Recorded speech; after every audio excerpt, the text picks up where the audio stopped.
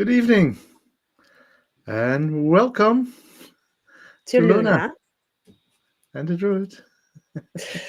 What a day to go live Yeah, today. It's not an ordinary Wednesday. And if you see me blurry, apologies. I still don't have fully the power, the connections, the internet, phone reception yet after the hurricane. So it will be a little bit blurry. Apologies for that. Anyway, today it is, first of all, new moon, or shall I say dark moon, which is the first dark moon of the year, pretty intense in Aquarius. Second of all, it is a Chinese New Year, the New Year of a wood dragon. And last but not least, it is a very special day for me because my dear and beloved Magdalena is celebrating her birthday today. So happy birthday, my love. I know she's not here today with us because she's celebrating her birthday far, far, far away on the other side of this globe. But I wish you love and all your dreams coming true. So before we move on to our today's topic, which are we're going to continue on talking about emotions, and today we're going to talk about those low vibrational emotions, as well as we will teach you about tarot. But before we jump ahead, I would love to talk just briefly about that year of wood snake because it's really, really interesting. And guys, in the comments, if you know what Chinese zodiac sign you are, let me know and I will tell you what and how the year of the wood snake will affect you. I'm not an expert in Chinese astrology, so I will just I had to go and Google it up actually. So okay. the significance of the wood snake in Chinese astrology is it is important because the wood snake is expected to be a period of significant transformation and growth. The wood element brings its own unique flavor to the snake's influence, encouraging growth, expansion, and renewal. This is a year to rise strategically rather than rushing up to the top. And Jan, do you know your Chinese zodiac sign? Yeah. I'm a Which one is monkey. this? A monkey. You're a monkey. Yeah. So, my dear monkeys, transform through new connections and collaborations. Expect personal and financial growth. Yes. Wow, wonderful, lovely. I'm myself a rat. So, if you're a rat, my dear viewer, opportunities for leadership and career advancement focus on resolving conflicts, which, believe it or not, fits 100% to my personal situation and personal journey. So, new Chinese year, we welcome you with open arms, especially that it's going to be very transformative, very good for Jan and myself, and hopefully for you, our dear viewers, Yeah. as well. I have a comment, Luna. We have Susan here, and Yes, she's I'm checking a a sheep. sheep. I've Yes. never heard of a sheep in Chinese zodiac. I have here a rat, an ox, tiger, rabbit, dragon, snake, horse, goat, monkey, rooster, dog, and pig. Okay. And That's in. it's related to the year you were born. So I'm from 56. So that makes me um, a monkey. A ram. Oh, she's a ram.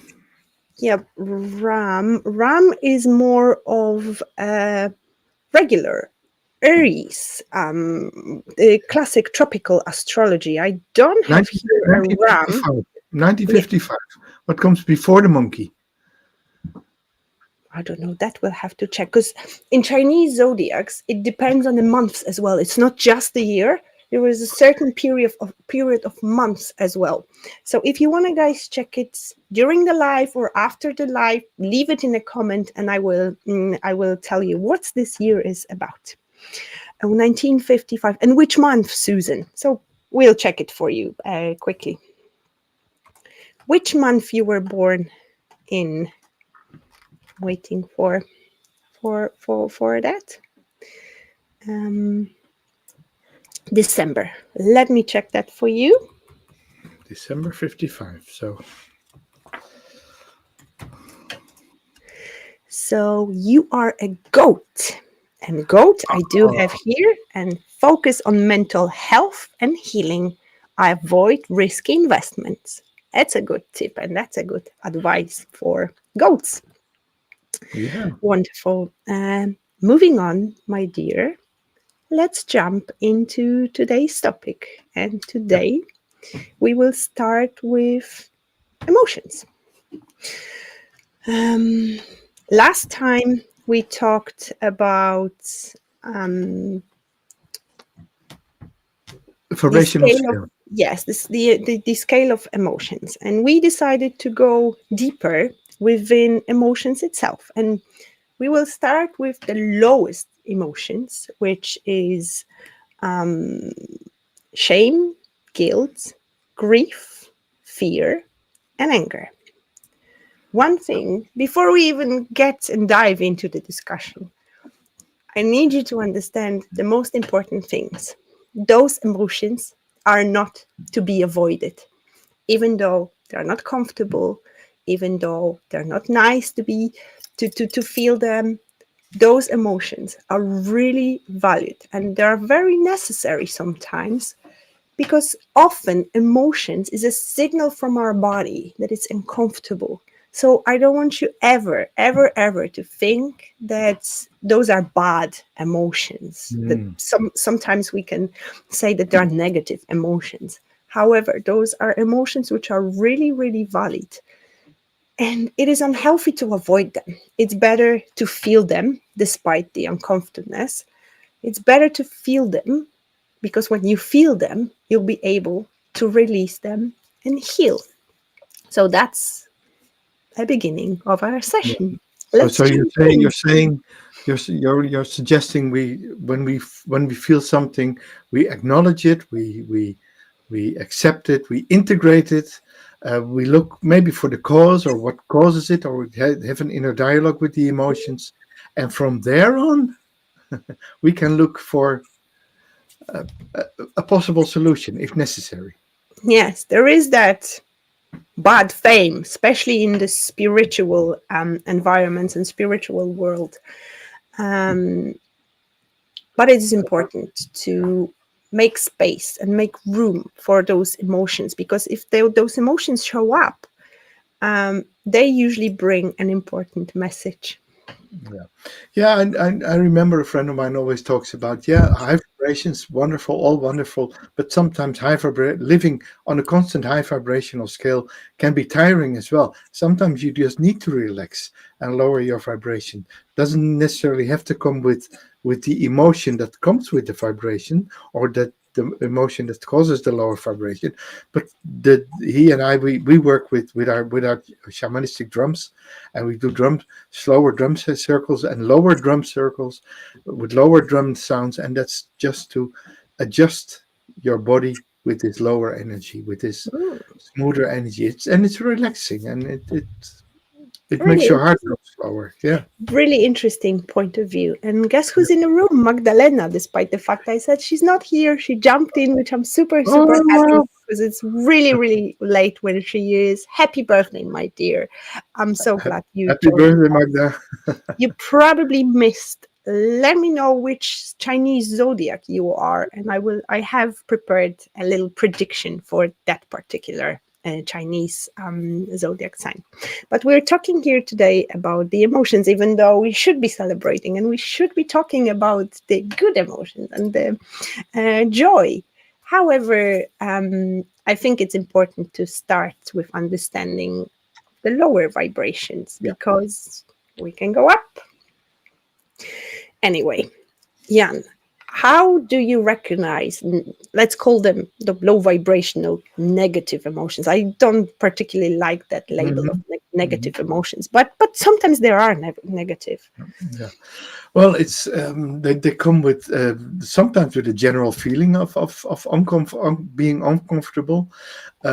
I definitely think that, especially that you can recognize them by the thoughts, by your thoughts, by listening to what your ego or your mind is is telling you. Uh, so Sorry. listen. What are you telling yourself? What's the narrative that plays in your head? And of course, because um, we are connected with our head, we believe that the mind, what the mind says, is true, which is not always the case. We tend to go in the emotion that fits the narrative that's playing in the mind. Mm, yeah. That's how I see it. Mm. Let's talk about particular emotions. I think Yeah, good. it'll be easier like this to divide them in certain groups. So let's start with shame. Yeah, Shame is a feeling of being fundamentally flawed, unworthy, or bad. And often it is tied to judgment, especially judgment from society, from the environment, sometimes past mistakes, unmet expectations. I'm sorry, my dog is super active today. um, yeah, yeah. And I recognize something I have worked with and I overcame. Um, the past mistakes things is a big one and a small one, yeah. because you feel the shame about the things you supposedly done wrong. And you know what? 99% of the time, you're the only one that even remembers. I would say to people who share that emotion, don't think you're that important for other people. They see you do it, they laugh about you in the moment, and they move on with their lives because everybody has their own lives. Think for yourself how much you are thinking about actions of other people, especially the ones not in the news. Just random people you meet. Someone was drunk and misbehaved, or someone misbehaved in another way, or said something stupid, or yeah. You move on. And if you're the one making the mistake, move on from it. Exactly. Let go of the shame. Tough and rough, but true. That's It's so exactly the point. yeah, We tend to go over and over about certain yeah. things which Circular thinking. have no importance because they belong to past. It's from Yeah, what we can do with the past is just learn from yeah, it, yeah, and move on. yeah. And shame, from the spiritual perspective, asks us to confront the false stories we tell about ourselves. Absolutely. Bingo. How to transform that emotion through shadow work by identifying and embracing rejected parts of ourselves, because very often we are ashamed of something, let's say within our body or within emotional reactions we have, and we tend to suppress those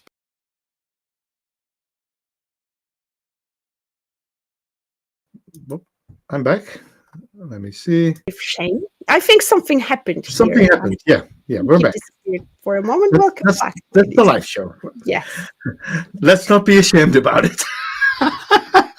My face is probably blurry, pixelated, and this Get is what over, we have get to do. over, get over ourselves. Yeah. So you were talking about shadow work, identify, embracing the rejected parts of yourself. Yes. And the affirmation, which is good to work with the feeling of shame, is I am worthy as I am. My flaws are part of my growth. A beautiful one. So Um, you're saying, I am worthy as I am. My my- flaws are part of my growth. yes. I'm worthy as I am. My flaws are part of my growth. Makes you feel better instantly, isn't it? Yeah, Absolutely.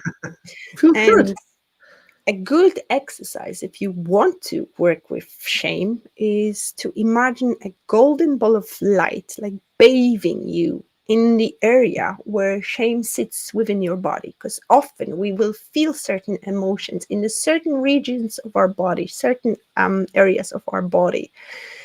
And it is great to imagine the golden light bathing that and cleansing that part of the body. And I'm pretty sure that after doing a visualization with a golden light or white light, you will feel better.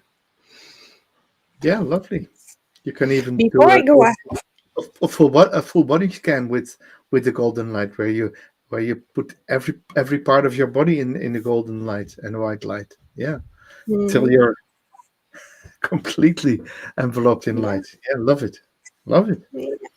Now, What's next? moving on to guilt. Oh yeah. Guilt is a feeling of remorse or regret for actions or inactions that hurt others or ourselves. I like this Mm, definition actually. yeah. Um, and the root cause is linked to misalignment with personal or external moral codes. Yeah. Yeah. So it's taking it a bit further than shame. It's something you do. You do it, and you're not really ashamed of it, but you feel guilty for doing it because you have caused damage or pain or in other people, or you broke the law, or you broken a promise or something. That's Mhm, guilt. Yeah. yeah. Okay. Lovely. Yeah. Or not lovely, but yeah. I get. And guilt, just like any emotion, can teach us, and guilt particularly can guide us towards accountability and repair, but should no linger longer than necessary. So, in other words, it is okay to feel guilty if you did something wrong, if you've done something, a mistake. It's an absolutely normal part of a human's experience. This is emotions like any other else. Mhm. However, it's not nice to feel. When I feel guilty about something, I usually feel it in my chest, within my heart. It weighs heavy, sometimes within my shoulders as well. And the affirmation I would suggest for working with the feeling of being guilty is I forgive myself for being human. I am allowed to grow and change. This is so important to understand that this is a part of human existence. This is a part of human experience. So you say to yourself, I forgive myself. Mm, yes. And in the I am future, allowed commit. I am allowed to grow, and I'm allowed to change. I'm allowed to grow and to change, and I forgive myself. Mm, Yeah, yes. lovely. And in order to avoid that feeling in the future, just commit yourself to improving yourself, growing, learning from that situation, and committing to trying not to repeat that same cycle or Yeah. same behavior. And would you say, Luna, that making amends with, for instance, if you feel guilty of what you've done to someone, own what you did, and ask for forgiveness. Yes. It brings me to Ho'oponopono straight away. I am sorry. Please forgive me. I love you. And thank you. This is a magical prayer which heals everything. I am sorry. Please forgive Please me. forgive me. I I love love you. you, Thank you. and thank you. Okay, Yeah. something to write down. Yeah. Yes, Ho'oponopono, a Hawaiian prayer, healing prayer, a Right. beautiful method of cleansing everything, basically. Cool. Moving on to the emotion which is the most difficult for me, which is grief. A deep sorrow caused by loss of a loved one, a dream, relationship, or even a sense of self. We can grieve after a change and growth. We can feel grief there as well. And the root cause is obviously loss and change, often tied to attachment.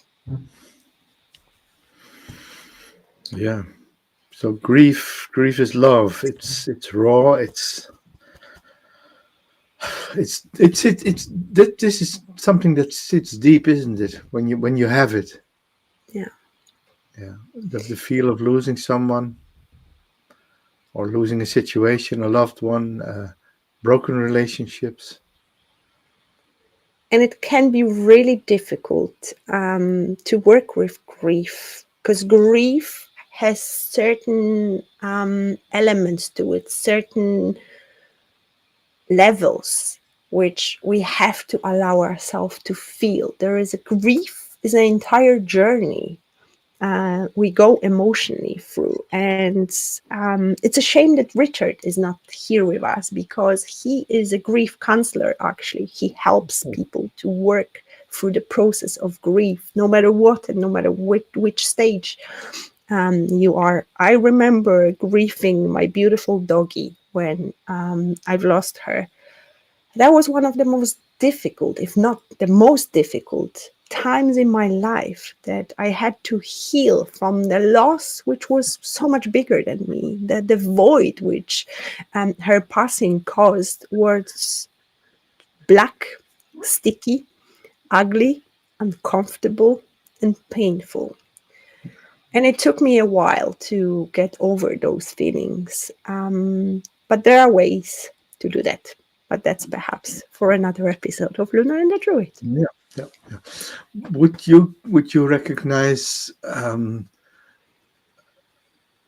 a journey into the dark night of the soul with grief? Oh my From grief? goodness. Yeah. That was the trigger to one of the deepest dark nights of the soul as well. Absolutely. Yeah. This So very yeah, often it's actually a trigger for other people as well. But grief absolutely. shows us how deeply we care. And a tool for transformation would be crying, talking about it with a friend, with an expert, journaling, creating art to release those emotions, those heavy emotions, Right. physical work like physical movement. Dancing is healing, or punching a pillow, punching something, not someone. Yeah. Well, actually, the very interesting novels, very interesting literature has been created as part of a grieving process. Mm, Books have written full about people uh, losing people and how it affected them and stuff like that. Yeah, grieving. Yeah, so from something as deep and painful as that, something beautiful can arise. absolutely, but to me it's the most difficult emotion. Imagine, And yeah, it's important to remember that it doesn't have to be a loss of a person. It doesn't have to be caused by death. It's after breakups, after changing jobs, changing homes, changing and growing into a new version of ourselves. It is important to allow ourselves to grieve. This is a yeah, very important aspect of healing as well. yeah. How? We have By lots of people. Oh, gratitude. sorry. Yeah. By We have lots honoring of people in what we have lots of people in the world right now who are grieving. The people in the Los Angeles area about losing their yeah, livelihoods and their homes, and yeah. people in war areas losing everything. Their houses, people, the loved ones. Yeah, yeah. Yeah, So grief is it's all around us, always. I will share something now personal. I was even grieving my 30s when I turned 40. Yes, it's a natural feeling, Yeah. natural Wow. part of a journey. But as I said before, I'm sorry if we talk over each other. I think there is a bit of delay caused by nature, caused with all the hurricanes and everything. So apologies if I talk over Yeah. you. But sometimes I have a feeling that it might be a little bit delayed. Anyway, honor that grief and honor what was lost by gratitude and by remembering its gifts. And the affirmation I suggest to work with is I allow myself to grieve. My sorrow honors my love. It's a beautiful one, actually. I allow Um, myself to grieve. My mm, sorrow honors my love. Yeah. yeah. Moving on to fear. an instinctive response to perceived danger, whether it's physical, emotional, or spiritual. And it's often rooted in survival instincts, the unknown, or past traumas. How do you feel about fear, Jan? Where do you feel it in the body? Fear is fear usually. I think I don't know if you feel it in the body. It's of course it's anxiety, but it often comes with an adrenaline rush, with a fight or flight response, and Mm. and the adrenaline dampens the emotion, dampens the feelings with it, and um, fear often leads to action, Mm. fight or flight. Yeah, or the other way around, inaction, because fear is shutting us down. Is the Yeah, fear or freeze or fight yeah. you mentioned? Fear is the emotion which may turn people into zombies, as I called them, because affected by fear, they will either act irrationally or they will completely shut down and move away from the situation. The way I recognize fear is by anxiety you mentioned, but I feel it within my, again, chest area. That shortness of breath is often an indicator that I'm feeling fear as well. The muscles get really tense, like I get so tight within my body when I feel fear. On the other hand, Luna,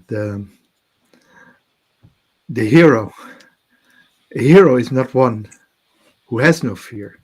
No, a Mm. hero is one who faces his fear and carries on despite of the fear. Sometimes with devastating results, sometimes you really become a hero because you Mm. overcome your fear and Yeah. you do something heroic. You save someone, you rescue someone. That's so there's these two opposites, two opposite reactions. Yeah, like you said, the freezing, the zombie element, or the one who rises above himself and Because so that's a hero is not someone who's not afraid, but it's someone who overcomes fear. Yeah, you're and right. that's exactly the lesson fear has for us. There is that um, fear is pointing us towards direction of where we need more courage, where do we need more growth, I suppose, because Yeah, overcoming fear, it's a massive opportunity for growth. yeah. Especially if it's Yeah. if it's either rational or irrational, but overcoming it. Yeah, yeah. Because rational fear, there's dangerous situations, and there you just have to do something. Yeah. Mhm. A quick help tool when you feel fear, first of all, breathe.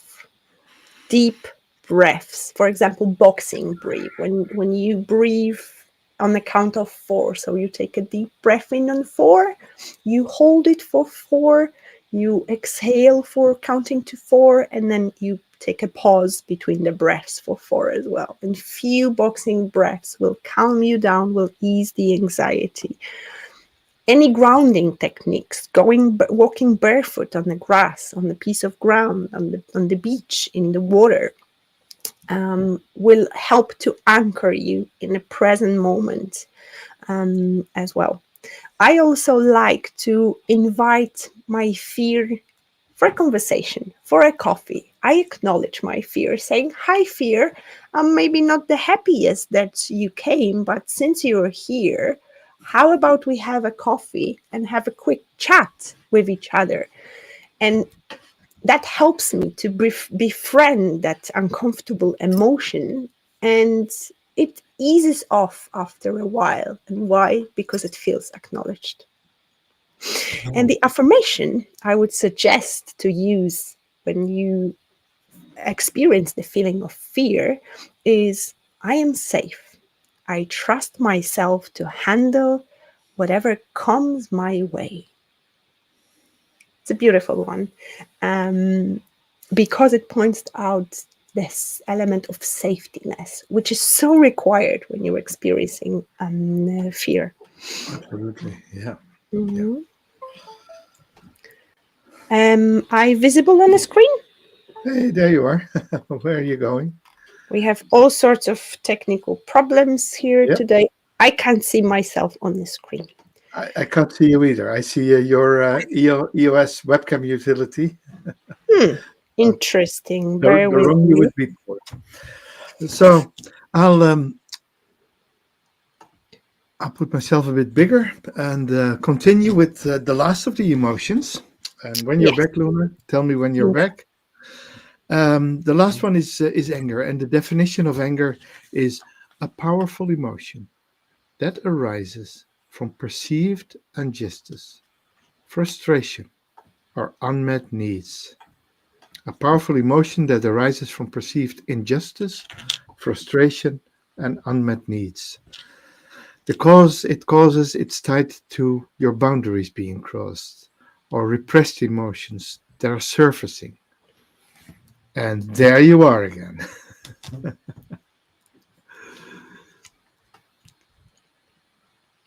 Yeah.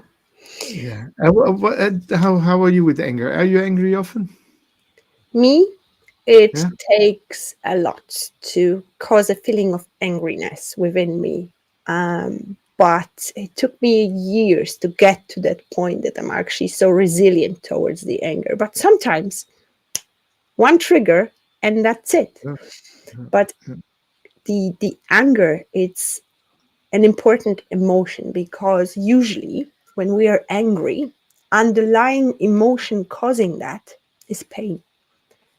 Once you understand that, it is easier to navigate Mhm. around the anger because anger is the energy which can be used, and if we targeted that energy into the right direction, it actually can fuel our action. Because anger is usually the emotions which makes you take action Yeah. towards something. Yeah. That's so true. That's so true. Mhm. And yeah. So yeah, and I recognize for myself, I'm like you. You have to do your ultimate best to piss me off. I always say. Yeah, you're even more mellow than I am. Oh Jesus, yeah, yeah. You know, I always say, especially when it comes to people, you know, what you're doing says more about you than about me, and it's not what you say, but my response to it. That's where I'm, where I have the power and where I'm responsible for. I'm responsible for my own response to things that Mm, are happening. But of course, you know, things, things where that you can change, and it frustrates you that you can't do it immediately. Yeah, that can cause anger.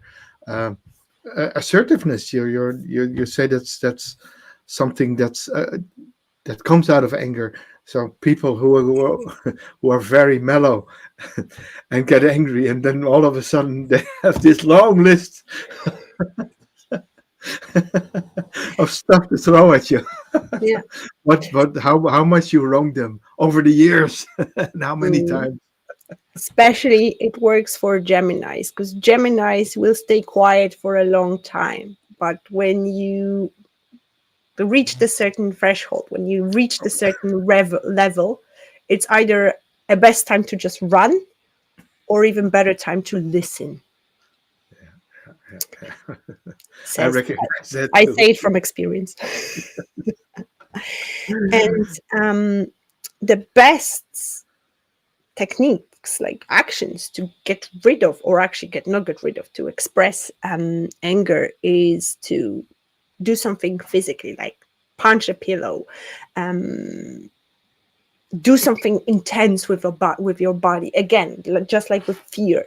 You can dance, you can do intense exercisings, heavy lifting, to get Yeah. rid of that anger from our body, to transfer that energy into something, um, and ask yourself what boundary somebody perhaps crossed, why you were angry in the first place. um, and the affirmation I have for you to work with anger is I channel my anger into positive action. My emotions are valid and guide me. I channel my anger into positive action. My Yeah. emotions are valid as they are, and they will guide me. I love Yes. this. Love this. Yeah. Feeling those, as we call negative emotions or low vibration emotions, is a part of human experience. And I will say it many times today. Just because we feel angry doesn't mean that we are worse, less worthy. No, it's just an emotion. But it's important to allow that anger to be expressed in a safe way, safe for yourself and safe for others as well. Yeah. Yeah. Yeah. And let me change my camera for 2 seconds. This one. I prepared my favorite deck of cards here. It's called the Mixed Emotions card, which they actually show the emotions as well. And because Jan and I are tarot lovers, I decided to combine those cards with some tarot cards. And with the feeling of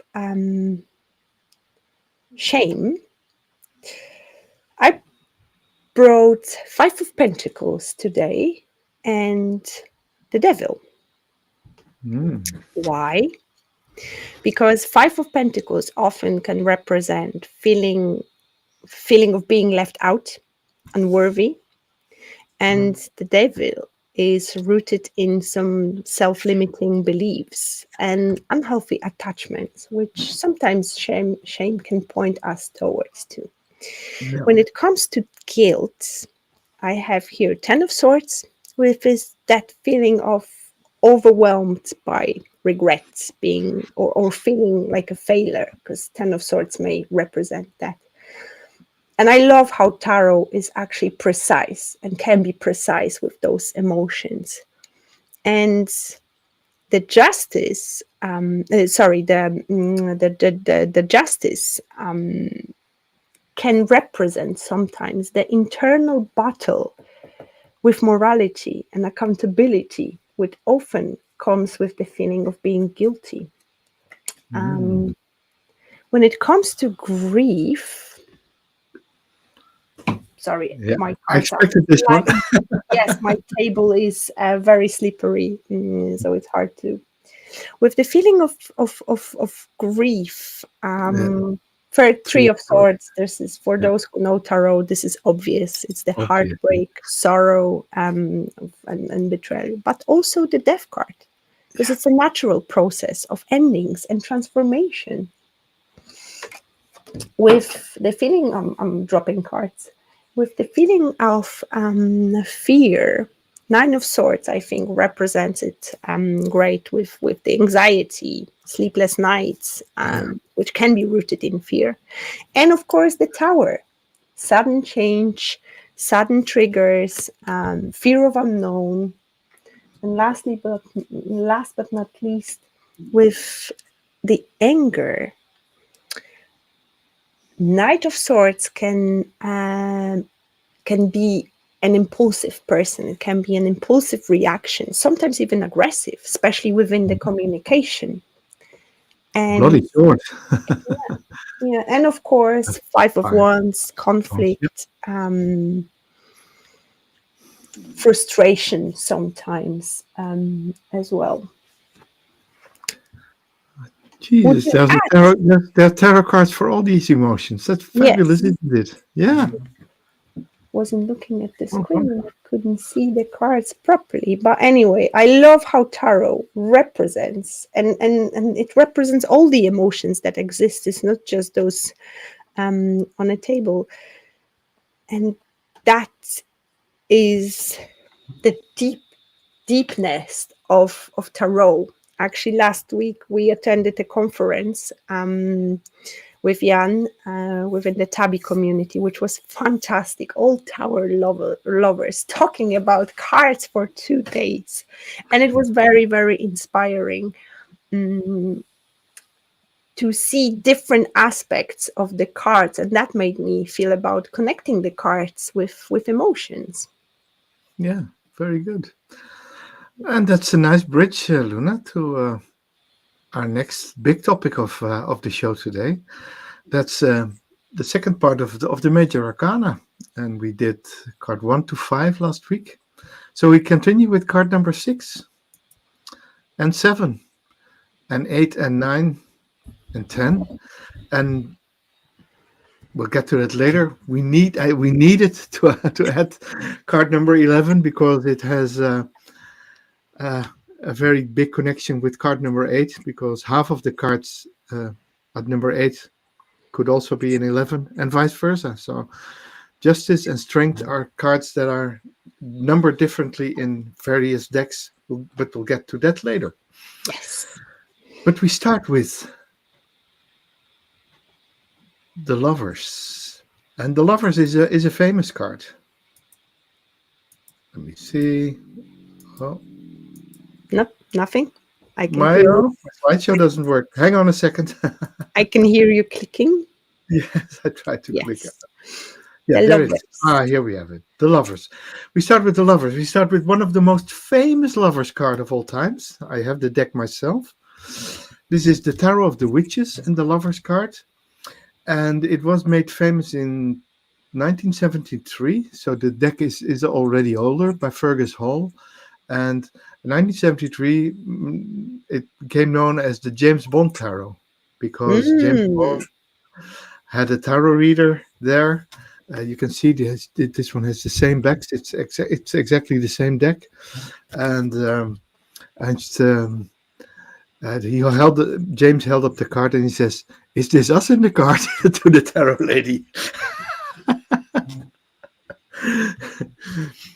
So that's always, and there we get to one of the first things of the Lovers card, and of also one of the first not so true, always true things about the Lovers card. When the Lovers card shows up in a reading, it's not always about finding your true love, or it's not always about you're having sex with someone, or you find it could be an issue that's playing in your life, that you're lacking a lover. Or sometimes I remember having the Lovers in the past position, and it was a lady, a long lady, a young man, and a child, and the Lovers was in the past position, and I could immediately say to the lady, "The man who is with you is not the father of your child," because she was broken up, and that, so the Lovers can also mean a breakup depending on the position in the spread. So Exactly. the most famous Lovers card from the Witches Tarot, which more than 50 years ago was on Live and Let Die. That was the movie. You can find Mm. the photos are from the movie. Yeah, I think lovers is actually one of the most misunderstood cards. Ooh, we're getting spicy here. We're getting spicy here. This is the Alchemical Tarot by Robert M. Place. And he created the right lovers first. Then he had a publisher, and he said, "Can you make it a bit less spicy?" Then the left lovers came in the first edition, but a few editions later he broke up with his publisher, and the card returned to the. I have the sixth edition, so it's a reprint, and he left both the lovers in, and he calls the first card the foreplay, Mm. and the second part lovers in action.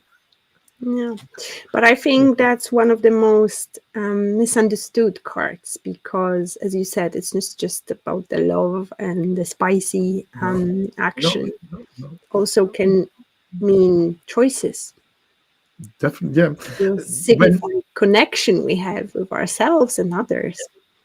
Yeah, well, what we learned in the Fool's Journey, I would suggest you look up in the. We have a playlist, the Fool's Journey. Look up the Lover's Card, and we talk about that the fool can only learn about the lover when he has this feeling of separation. He's not one with everybody, and then he he can open up to find true love. And I have a bit more lovers cards as you can Mm. see. I'll make them a bit bigger. This is the progress that the lovers went through. We have the the old and trusted Marseille deck, where the lover gets introduced by someone who is a matchmaker, and they and Cupid is there. In the Rider-Waite-Smith, the second card, we have almost a similar image as in the Rider-Waite Devil card, actually, where we have the naked couple and the angel blessing it. Fortunately, in the Thoth Tarot, the third card, the Cupid returns again, and that's Cupid's firing arrows is in many lovers card. You look, you can see it in these ones as well. That's it's a very big theme there. But we also see the united part here, where you probably maybe you can see it. In the third card, there's two hands hovering over the lovers, and that's the hermit who is blessing the sacred marriage of the couple. And in the modern light seers deck, we see this where we see people from different cultural backgrounds, yeah, sharing their love. Mm. Anything to add, Luna? No, but I think with having so many different cards on the table, they signify different meanings and different aspects of the lovers. Yeah, yeah, yeah. You could even in the Rider-Waite-Smith, the second card, you could also when you put the link with the Devil card, which has a similar composition. There you see that love can also be the ties that are binding yourself. You know, you want to I look it up? I am actually grabbing because I have interesting lover cards. You can actually try to move on. I will switch off my mic for a second so you wouldn't hear the noise. Okay. Shall I move to the next card? Yeah, that's Chariot, the Chariot, and this is, of course, the Chariot is always the card of action. There's a saying: the charioteer or a charioteer never stops. It's it's yeah, a card where there's movement. You see the horses. You see in most of the chariot cards that the charioteer doesn't have physical range. So this talks about the mental capabilities of the charioteer, because he is steering the horses or the sphinxes or whatever is pulling the chariot with his mind, with mind control. Um, there's stability because of the wheels. There's answers to questions. You see in the third card, the Rider-Waite-Smith, the charioteer holds the Holy Grail, so he has the answers because he had the right questions. So there's lots of deeper meanings in the chariot card, and one of my other favorite chariot cards is this one. I'll show it on screen, and that's where you see it's from the same deck where the two lovers cards I showed earlier with the foreplay and the action.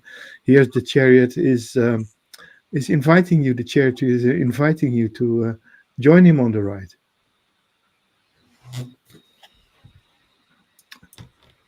To ride together.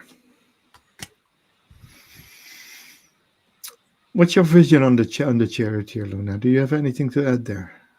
I love the light seer chariots. Oh yes. Yeah, because he's not even in the chariot; he's on it. So it to me it represents that control he has over, Yeah. and the ability to see more. Yeah.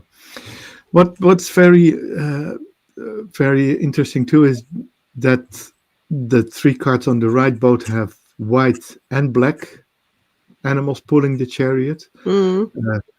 We see a similar idea in the first one, in the Marseille, where both horses are moving in different directions, and it's all about honoring the darkness and the light in the mind, and keeping on track despite the various influences that are there in your life. Mm. Mm-hmm. You Yeah, found your card yet, or is it not? Yes, no, I had the lovers. I was waiting for the end because I actually have a really interesting lovers card, Yeah. which shows actually two different people. Oh yeah. That's all about the choices. Yeah. Here, that the lover actually has to make. So I find this Yeah. card really, really interesting. It's Yeah, that's from very reminiscent of my first card in the Tarot de Marseille. yeah, Can you remember? Can you see that's it? the Oh, Charming that's it. Tarot deck. Yeah, yeah, interesting. Really interesting. Yeah. So we move on to a bit of a controversy. If you look closely, you will see. Oh, sorry. That okay. Not this one. No, I'm messing up. Jesus, what's happening That's why, here? guys, I barely touch the mouse and do those operations because that's exactly what I would be doing. Yeah. Um, let me go back to where we were. Um, you can't show it properly, but the first card is number 8, Justice. The second card is number 11, Justice. The third card is Justice or Adjustment here. It's called here, but it's number 8 again. And the last one is number 11. The controversy comes from the traditional virtues are sequential. So the first virtue is justice, the second virtue is strength, the third virtue is temperance, and the fourth virtue is prudence. And that's the sequence. But about 100 years ago, we added, or maybe even longer, we added astrology to the major arcana, and there you had um, on the lovers were Gemini's, the chariot was Cancer, and justice was Libra, which doesn't fit after Cancer. That there's something in between. After Cancer comes Leo, so they put justice, the Leo, the strength card with Leo on number 8, and put justice at 11 because we have the Virgo, which is the Hermit, and then Libra. So to make it astrologically sound, we have to put justice at 11. To make it sound in the traditional tarot, we said justice is number 8. Check your decks. It doesn't really matter in working and reading, but it's a funny feature. What we see in justice is, of course, there's the legal aspects, the Lady Justice in especially the first two cards. All the cards hold their scales. All the cards have the sword of justice, and it's not all about legal stuff. It's also about justice being done. And what card was it that you connected to justice with, Luna? Which emotion? The guilt. Guilt. Ah, yeah, yeah, Yeah. yeah. So when you're guilty, uh, or when you feel someone else is guilty, you want justice to be Mm. done. And yeah. Uh, Interesting one. The third one, my favorite deck. Also, I can always talk about that one, where we also see that the person in the card is doing a balancing act. She's uh, tiptoeing through life. So it's refinding your balance when you have been thrown off there, when you walk the tightrope of life. Shall we move on? Yes, please. Yeah, yeah. If you no more comments, then we go to our hermit, Mm. the card of the year. Two Yes. zero two five. 2 plus 0 plus 2 plus 5 is 9, and we have card number 9. And here we have the Virgo archetype. Uh, Interesting. We see all hermits shine their lights.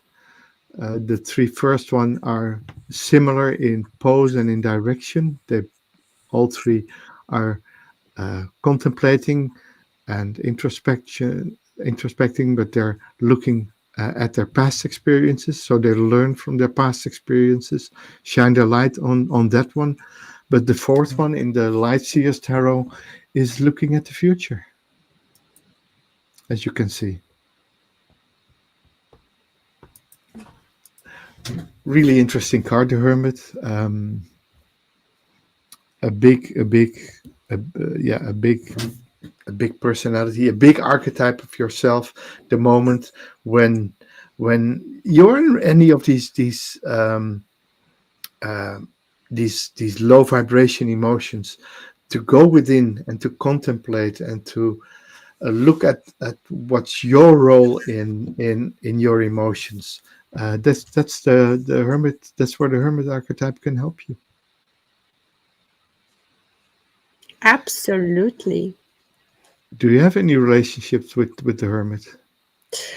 Um, it is actually interesting because we had a discussion before the new year started that Yeah. even despite the fact that it's a ninth year and it's connected with Hermit, I said that I don't feel like it will be a traditional way of looking at the hermit, which is that loneliness and solitude. It's more about the introspective. And that's what I did. The first thing I said to Jan is, well, like, you won't see me for a while now because I'm moving into hermit mode, because it's exactly what I do at the beginning of a year, because I Yeah. live according to the nature, how I feel about the certain area and a certain time within the year. And for me, January is all about moving away from being around people and just going within, spending time with myself, learning, reading, growing, improving myself. And I love the Hermit card. Um, Mhm. because I love the energy it represents, and I tap into that energy quite often myself.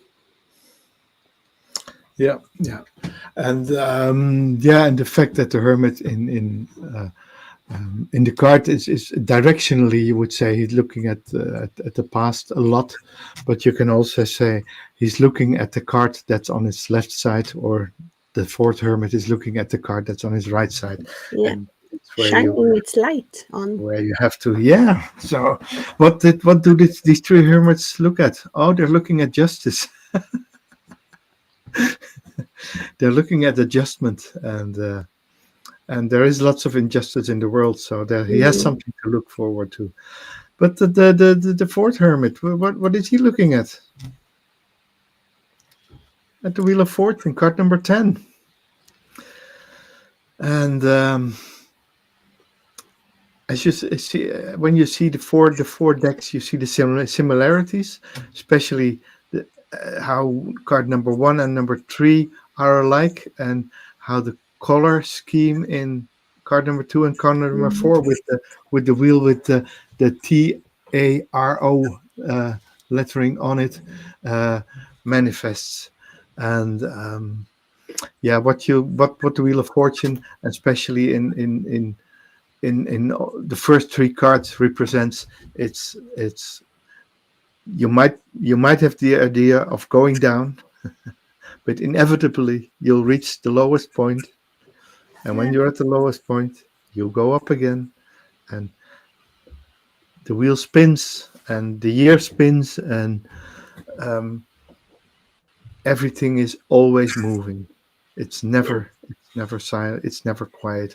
And of course, this card in general in a reading, when it shows up most of the times, it has especially because of the name Wheel of Fortune, um, on the first two cards, it is about coming back from less fortunate times. Yeah, coming Mm. back from times when you went inside, and now you're looking at new movements, new opportunities, and new chances.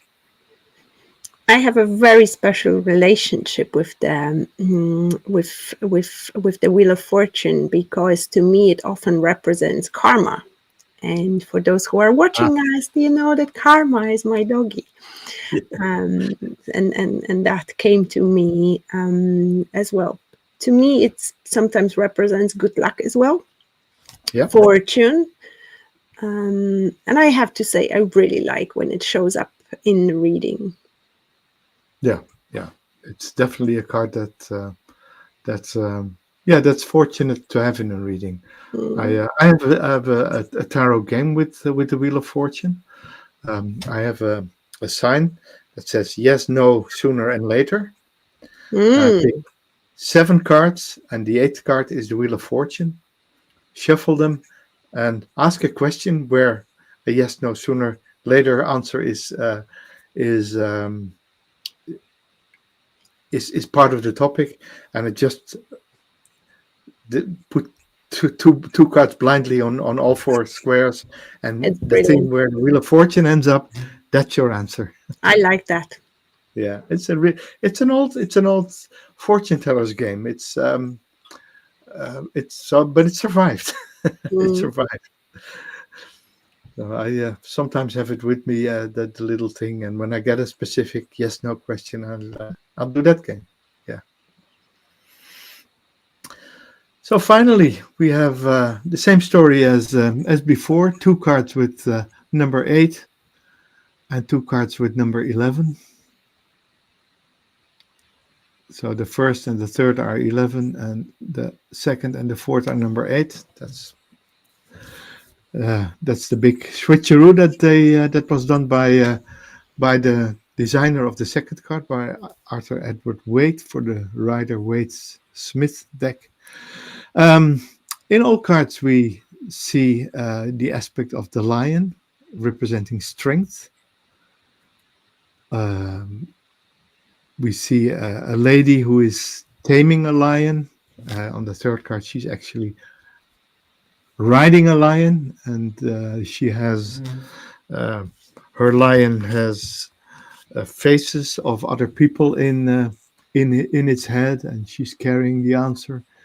The fourth card is interesting, where you see the lady has half uh, a lady-like head and half a lion-like head, and she is strong enough to temper her wish to devour the lamb, to eat the lamb. So this card always represents mental strength. So there's a relation there with the charioteer as well. Um, the legal strength, the justice part of strength, Mm. where justice can be enforced. There's enforcement. Um, yeah, and but mental strength is actually the most important aspect of this card. To do what you will, uh, don't give a shit. Do what you will, because this is your life and nobody else's.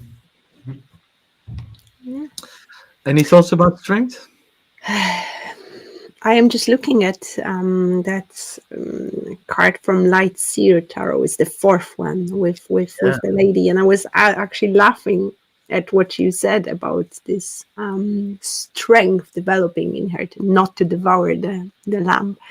Yeah. Um, to me, it's actually sometimes can be about, especially by looking at the card, finding the softness within, taming the beast within, and looking at that from the other angle and the other point of view. Not the biggest fan of the strength card, to be honest. No. Um, I have a hate and love relationship with the strength cards Okay.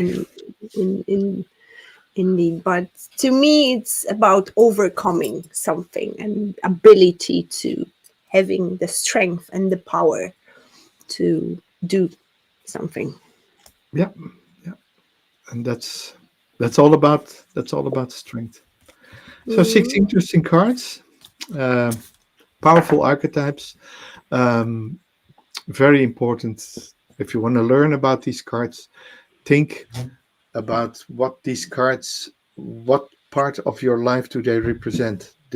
You can't be all the cards in the Major Arcana all the time, but sooner or later in life, all these archetypes will one day hit you in the face, and will be part of your life and will manifest in your life. And whether it's on the emotional level, like we showed in the first part of the show, or whether it is in in just in the progress you go through life when you Mm, grow older and hopefully a little bit wiser. yeah.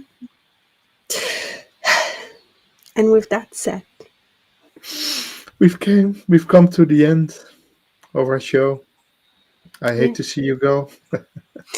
it is such a pleasure to be here every Wednesday, 8 o'clock, to share that love for life, spirituality, magic, and of course, cards and tarot, particularly. With you, That's Jan, with you, our dear viewers.